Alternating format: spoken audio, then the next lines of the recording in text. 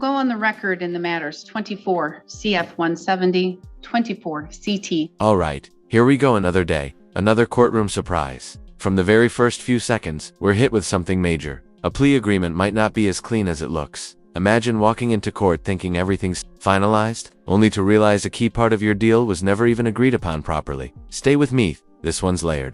3-3. State of Wisconsin versus Jacob Jones. The state appears through Assistant District Attorney Holly Rockow in person. We have Mr. Jones in person, in custody, with counsel Gabriel Pollock.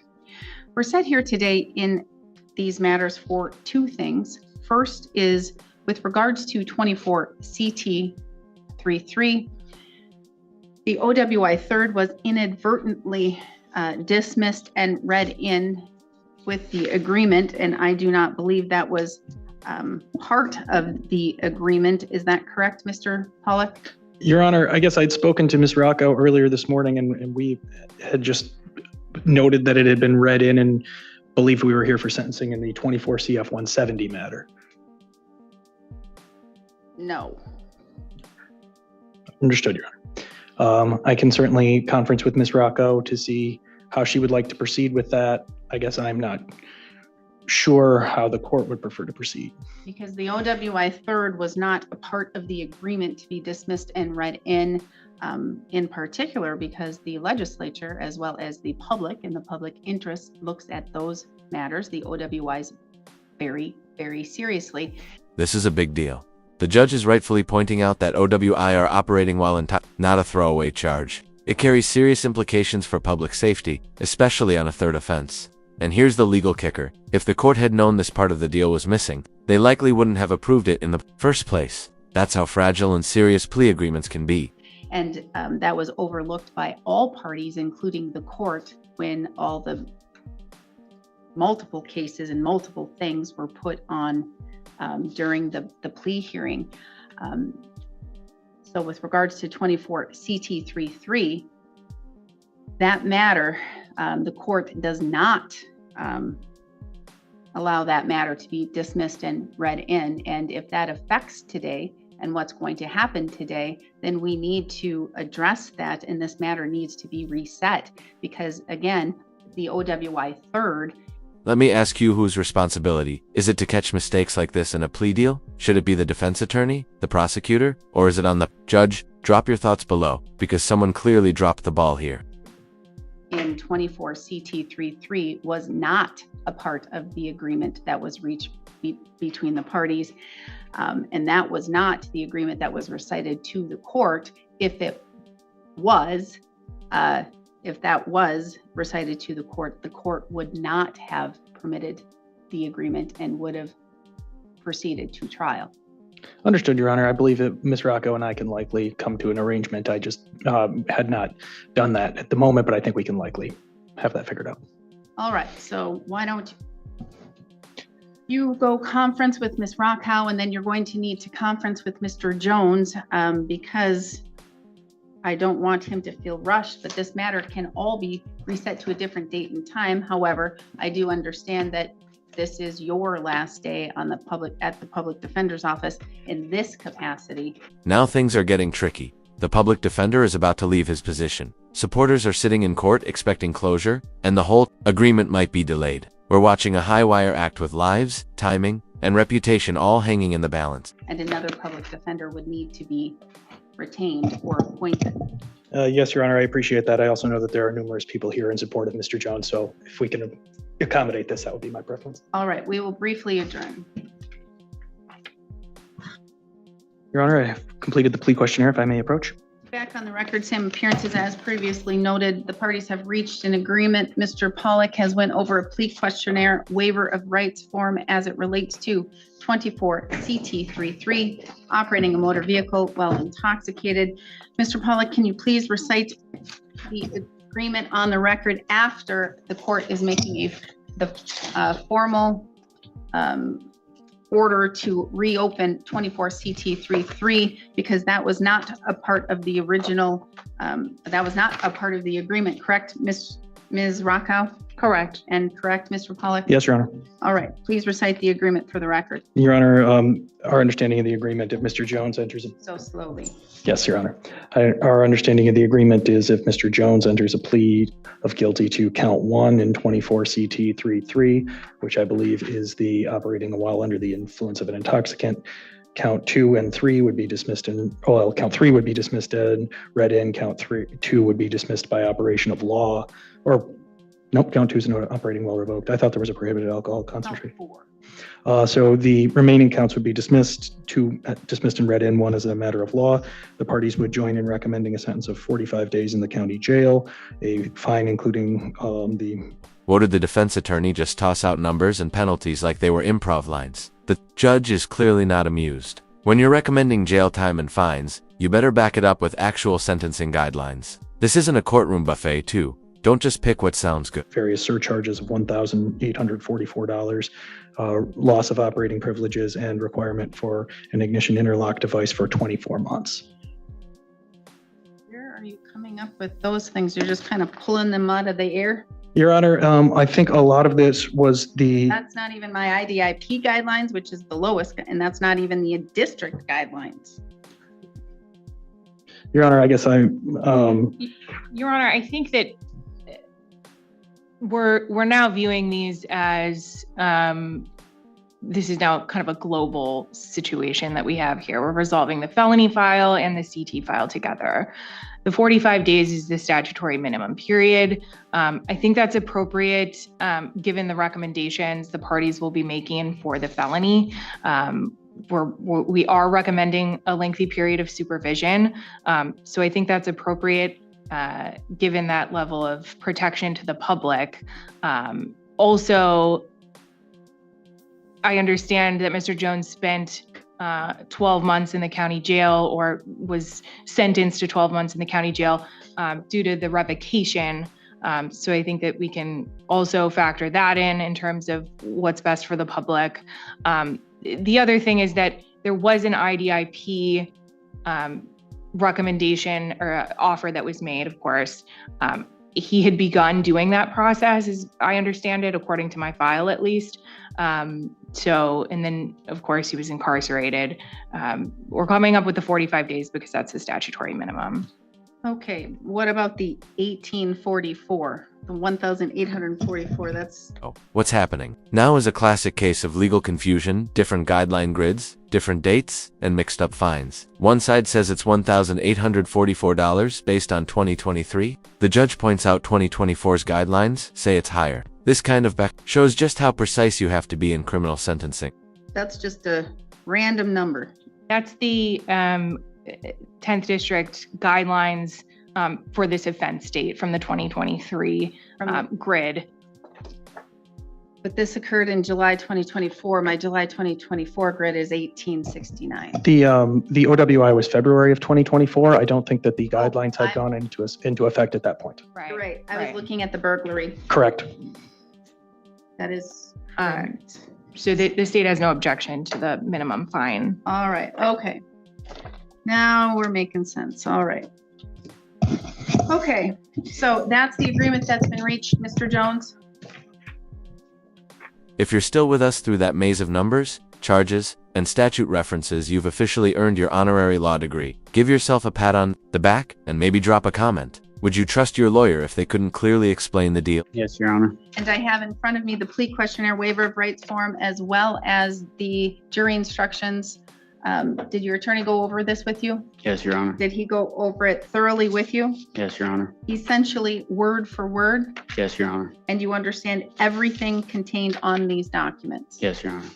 And is that your signature on the second page of the plea questionnaire? Yes, it is. Do you understand that you're pleading guilty to an OWI third offense? Yes, I do. You're 24 years old. You have 12 years of schooling. You can read, write, and you understand the English language. Yes. You are receiving treatment for a mental illness or disorder, and you are taking medications. What is that mental illness or disorder? Anxiety and depression. And are you taking medications for those two particular disorders? Yes. And what are the medications? Sertraline. And You take that as prescribed? Yes. Does that interfere with your ability to comprehend or understand what's going on? No, Your Honor. Does it actually help you a little bit better? Yes. Okay. Now, other than that, no alcohol, medications, or drugs? No. Because you're charged with crimes, you are entitled to constitutional rights, and each of those rights is listed on the plea questionnaire. Did your attorney thoroughly go over those rights with you? Yes, he did. So you understand those rights completely? Yes. Do you understand that by pleading guilty, you would be waiving and giving up those rights? Yes, Your Honor. Do I need to go over those rights with you in any more detail? No, Your Honor. Do you understand that if you're not a citizen of the United States, your plea could result in your deportation? Yes.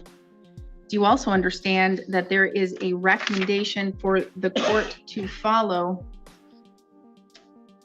the lowest guidelines as it relates to the jail and the lowest monetary guidelines for the lowest jail, the mandatory minimum jail for the jail time, as well as for the court to follow the district guidelines for the fines and penalties?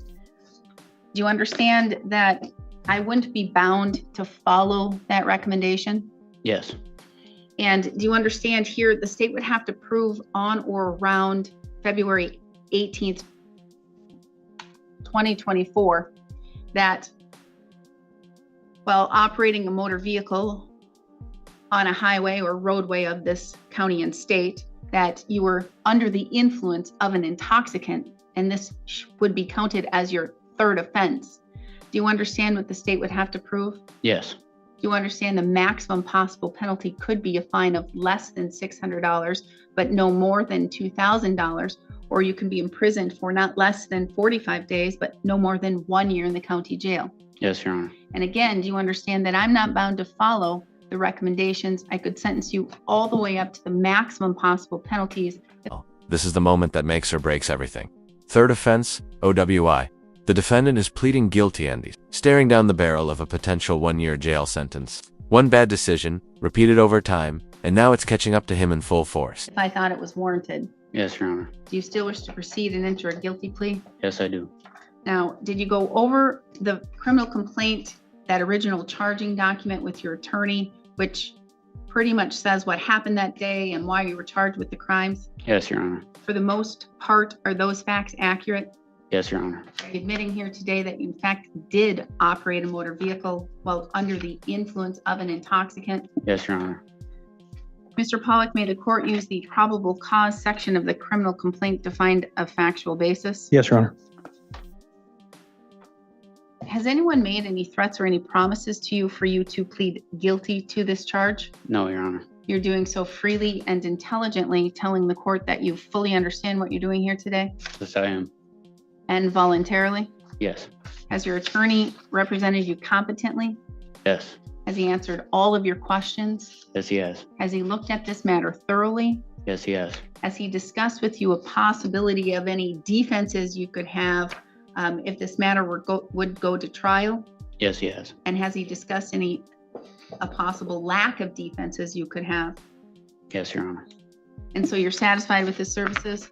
Yes. Any questions for the court or for your attorney before I proceed? No, Your Honor. As to count 1, operating a motor vehicle while under the influence, a third offense, how do you wish to plead? Guilty, Your Honor. Court will find your plea of guilt is done knowingly, intelligently, and voluntarily. I'm going to find that you understand your constitutional rights and what it means to waive and give up the rights. I'm going to find a factual basis to accept your plea of guilt. Based on that, I will find you guilty of count 1 in 24 CT 33. Count 2 and 3 will be dismissed and read in for purposes of sentencing. Count 4 will be dismissed and merged in with count 1. A judgment of conviction will be entered today. Now we're going to move on to sentencing, and we will in fact do a dual sentencing in this matter. We have the sentencing for the operating while intoxicated third offense, and we do have the sentencing in the 24 CF 170 matter in which you did plead guilty to 1 count of strangulation, suffocation, 1 count of false imprisonment, and 1 count of stalking. They are all felonies. The court ordered a pre-sentence investigation report. The court has reviewed that report thoroughly. I have also received and reviewed the sentencing memorandum for... Oh, and just like that, we shift gears. We're no longer just talking about drunk driving, we're now dealing with felonies, strangulation, stalking, false imprisonment. These are serious, violent offenses. The courtroom just got 10 shades darker. Jacob Jones, filed by the Public Defender's Office. And I believe there were other letters here or there filed on your behalf from your counsel that I have reviewed as well. Ms. Rockow, have you received a copy of all of those documents, but in particular the pre-sentence investigation report? I have. And have you reviewed that report? And in your review, did you find any material facts or other information that needs to be corrected on the record? No, Your Honor. Thank you. Mr. Pollack, did you receive and review that report? Yes, Your Honor. Did you find any material facts or other information that needs to be stated on the record? Just, I guess, a supplement. There was in the Vocation and Education and Employment section some discussion of working at Gary's Cafe in Siren, but no dates provided. Mr. Jones advised that he worked there from February of 2024 until July of 2024. There's also a description of him working at a car dealership. He advised that was Luther Autos Hyundai in Bloomington from March 2023 until September 2023. Other than that, nothing else. All right, thank you. Okay. Ms. Bauer, Victim Witness Coordinator, are we going to have any victim impact statement? No, Your Honor. And in my review of the case, I did not find any impact statement filed in this case. Is that correct? Yes, Your Honor. The only information that I have received from the victim would be the information contained in, I believe, in the complaint. Yes, Your Honor. Okay, all right. Ms. Rockow, argument and sentencing recommendation, please. Thank you, Your Honor. The state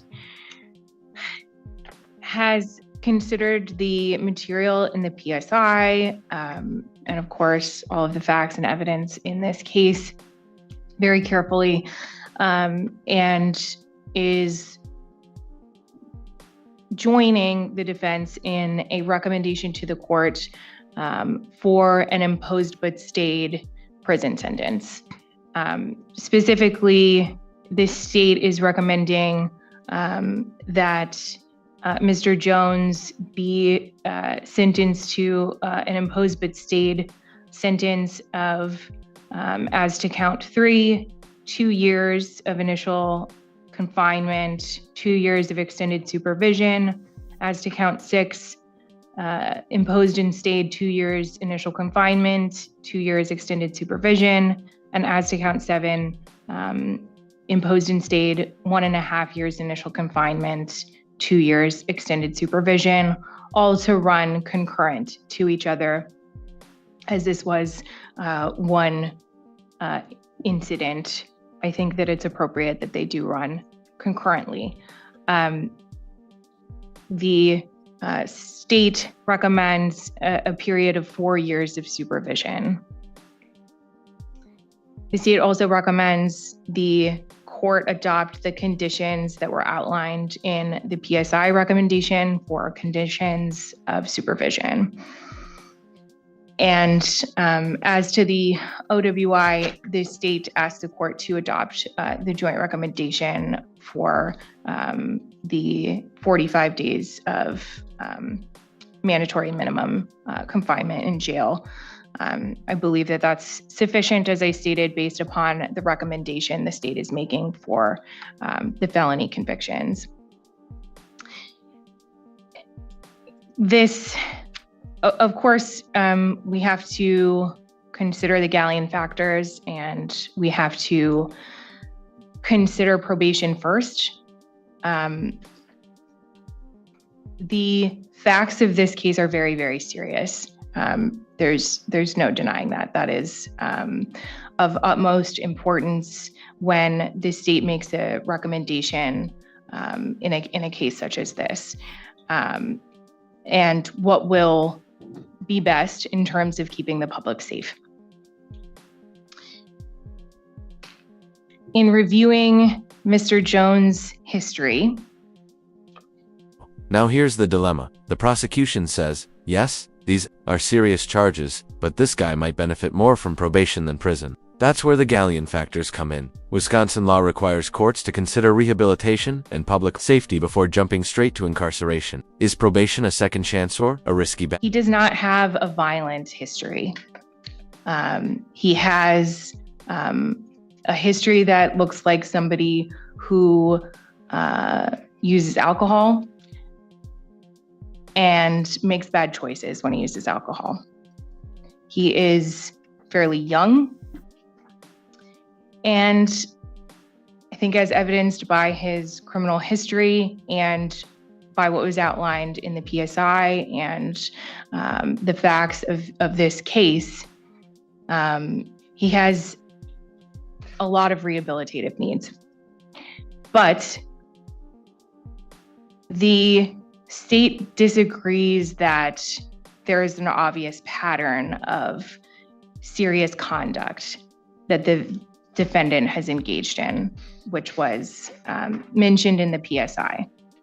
The only pattern that I see is that he has multiple OWI convictions.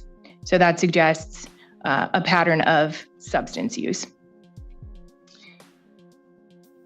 In considering probation first, I think that based on his record and based on his rehabilitative needs, the safest thing for the community is to indeed rehabilitate Mr. Jones within the community.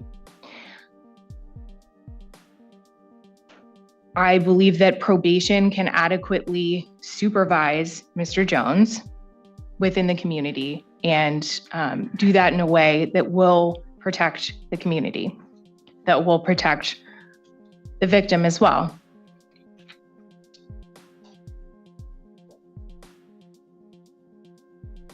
I think that based on his record, based on his age, we're not at this stage yet where the state's position is he should go to prison for a lengthy period of time or at all.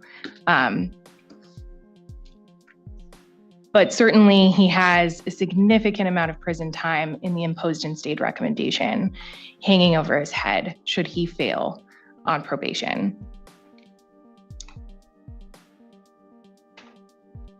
Probation will give him the tools that he needs to manage his sobriety and to manage any other issues that he has with criminogenic needs, such that he can maintain a life where he's contributing to the community. If the court sentences Mr. Jones to prison, I don't know what rehabilitative programming he'll engage in, but I think that it will impact his life in such a way that upon release, maybe he's not as engaged in or not as able to be engaged in work and community programming. If the court places him on supervision, he'll have those stability factors put in place right away. He'll have to engage in day-to-day real life. What about 22 CF 012? And now there is a material fact that I have just discovered because DOC put it as 22 CF 212. Yes, it was dismissed and read into other cases, but there is a very similar fact pattern that was charged out by the district attorney's office. Very, very similar, where we have there were allegations of strangulation, suffocation, battery, disorderly conduct. Perhaps that's where we're getting the pattern from the DOC agent. And I agree with Your Honor. I think that is the pattern that's the only pattern that they could be pointing to. My concern in using that as a basis for a pattern is that it was dismissed. It's a dismissed case. I don't know. Then why was it charged by the district attorney's office? And we have the facts in that criminal complaint. This right here might shock you. Even dismissed charges, charges that never led to conviction, can still be used by the judge at sentencing. It's called a read-in, and it gives the court leeway to consider patterns of behavior, not just proven convictions. It's controversial. It's powerful, and in this case, it might be the tipping. Dismissed but read-in charges, are the court's able to view those and use those for sentencing purposes, not only for restitution, for sentencing purposes. And for whatever reason, back when he pled out in those cases, that was the deal then. It can't be overlooked. It can't be overlooked. I agree with that, Your Honor. And I wasn't in this office in 2022, so I don't know. But I can say that it's not my practice to. So now we ask the bigger question. Should a person be judged for something the court technically dismissed? Is that justice, or is it stacking the deck unfairly? This is the legal gray area that most people never even hear about. Let us know in the comments, was this fair, or did the system overreach? Dismiss a case that serious unless there were some issues with the case itself and issues with proving that case. I don't know the facts and circumstances surrounding the dismissal of that case, but it looks to me like it was dismissed in favor of bail jumps. And so bail jumps look better on a criminal record for a criminal than does strangulation, suffocation, perhaps. That's why you wheel and deal. Of course. Doesn't mean the facts didn't happen. That's why you wheel and deal. Right. And agreeing, to have something dismissed and read in also means that the state can't bring those charges again. Except in another case like this. So I don't know the particulars of that dismissal is what I'm saying, Your Honor. But